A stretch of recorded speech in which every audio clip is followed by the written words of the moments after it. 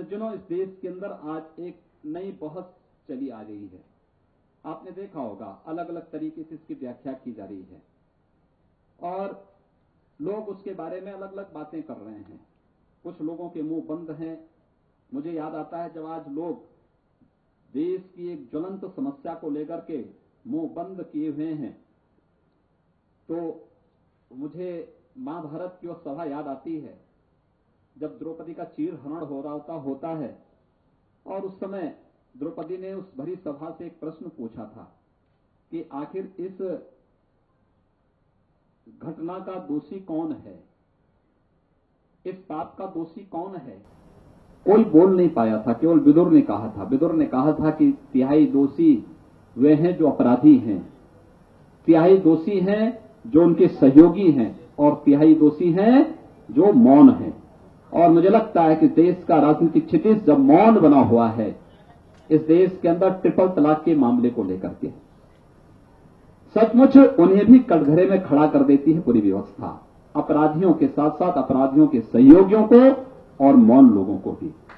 तब जब हम चंद्रशेखर जी की बातों को पढ़ते हैं जो उन्होंने एक बात कही थी, इस देश के अंदर एक सिविल कोड बनाने के, समान सिविल संहिता बनाने की, उन्होंने कहा था कि जब हमारे फौजदारी के मामले समान हैं तो फिर शादी ब्याह के कानून भी समान क्यों नहीं हो सकते हैं। अगर भारत एक है, वन नेशन की थ्योरी अगर हमें अपनानी है तो फिर कॉमन सिविल कोड के बारे में उनकी धारणा स्पष्ट थी। और मुझे लगता है ये बातें इस बात को स्पष्ट करती हैं कि उनके लिए अपनी विचारधारा महत्वपूर्ण नहीं, उनके लिए राष्ट्र महत्वपूर्ण था। हमारी राजनीति का आधार राष्ट्र के हितों पर घात प्रतिघात करके हमारी राजनीति महत्वपूर्ण नहीं हो सकती है।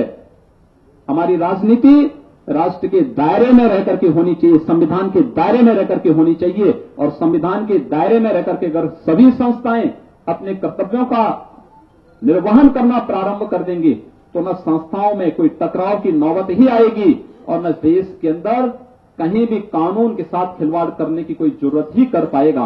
और मुझे लगता है कि साहस केवल और केवल चंद्रशेखर जी जैसा व्यक्तित्व ही कर सकता था जिन्होंने बेबाकी के साथ इन सब मुद्दों पर अपनी बातों को रखा था। देखिए, ये तो मुख्यमंत्री जी का अपना ख्याल हो सकता है, लेकिन ये फैक्चुअली बिल्कुल इनकरेक्ट बात है।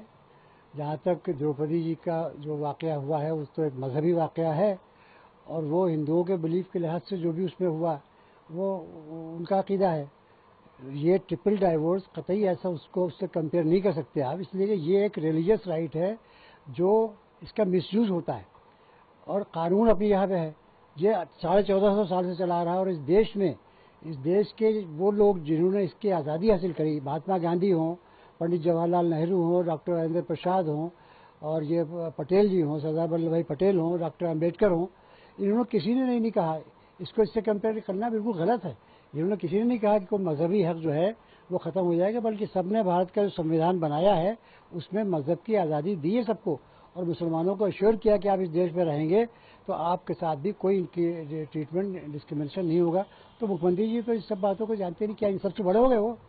ये तमाम जो हमारे फ्रीडम फाइटर्स हैं जिन्होंने देश के लिए आज़ादी दी है, जानें कुर्बान की हैं, कभी उन्होंने इस पर एतराज़ नहीं किया क्योंकि हमारा ये रिलीजियस राइट है। और 1952 से लेके ये डिस्कशन में रहा है, 1972 में इंदिरा गांधी के ज़माने में भी आया तो, लेकिन उस पर भी नहीं कहा गया। तो हम समझते हैं मुख्यमंत्री जी को पूरी तारीख पहले समझना चाहिए, पढ़ना चाहिए और रिलीजियस राइट्स क्या है, संविधान की स्पिरिट क्या है, इसको देखना चाहिए। खाली बीजेपी का मैनिफेस्टो नहीं देखना चाहिए। बीजेपी के मैनिफेस्टो में है ये बात कि यूनिफॉर्म सिविल कोड होगा, लेकिन वो कतई संविधान की रूह के खिलाफ है। तो उनको संविधान, वो चूँकि मुख्यमंत्री हैं वो संविधान के से गवर्न होते हैं, अपने मैनिफेस्टो से नहीं गवर्न होंगे। जहाँ उनका मैनिफेस्टो संविधान के खिलाफ है वो मैनिफेस्टो नहीं चलेगा।